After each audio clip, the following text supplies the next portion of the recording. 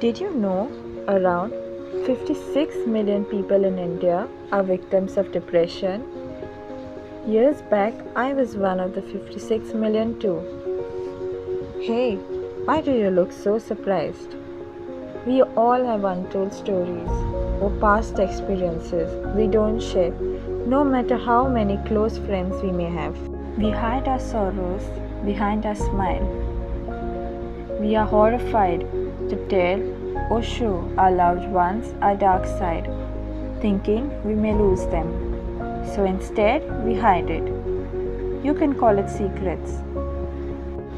Remember when I said I was one of the 56 million?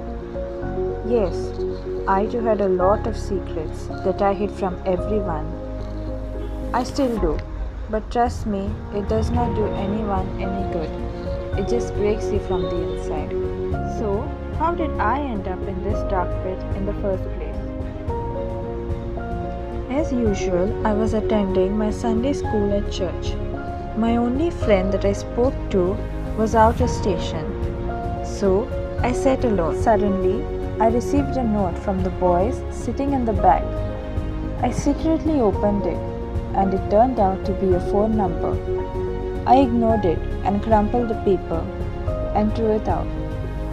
Something I would regret doing for the rest of my life, because they are people you do not want to mess with. Later that day, I received messages asking me to set one of the boys' friends up with my friend. You know what I mean. Yes, he liked her, and they knew that I was the only one who could do that. Problem was, she was already dating, but I did what any good friend would have done. Yes, I refused. I kept refusing until one day they started calling me and threatening me. This went on for a very long time, and of course, it got worse in between. I couldn't study. I stopped eating, sleeping less, I spoke less. It was a disaster. But later on, my sister came to me and asked me what's wrong. Surprisingly, I told her my story. She smiled and said it's going to be okay. Later on, she spoke to the fathers in church about the boys, and they did what they had to do, and it was over. So, that was the turning point in my life. But don't you want to know about the angel in disguise? Well, her name is Gail DeMello, and here's a short introduction on her. It was the summer of 1998 when the most beautiful being was born. She finished her kindergarten at Tiny Tots, Margam.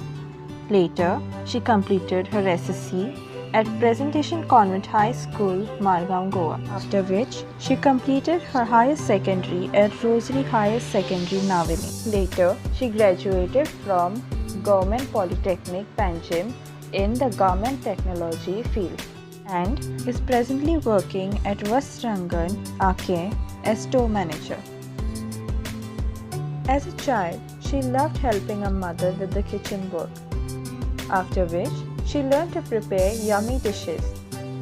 And apart from cooking, she learned to do hand embroidery and many other creative items. And finally, what I learned from this experience is, all I needed to do is trust someone.